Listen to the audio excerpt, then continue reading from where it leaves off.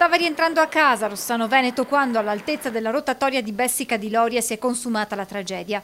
Mancano pochi minuti all'una. Redian Ablanica, 35 anni, di origini albanesi, da anni residente nel Vicentino, si trova in sella al suo scooter Yamaha. Proviene dal centro di Bessica, sta viaggiando lungo la provinciale 81 quando, all'altezza della rotatoria di via Bassanese, per cause che dovranno essere chiarite dalla polizia stradale di Treviso, intervenuta per i rilievi, urta il cordolo della aiuola centrale, perdendo il controllo del mezzo che finisce contro un palo della segnaletica stradale.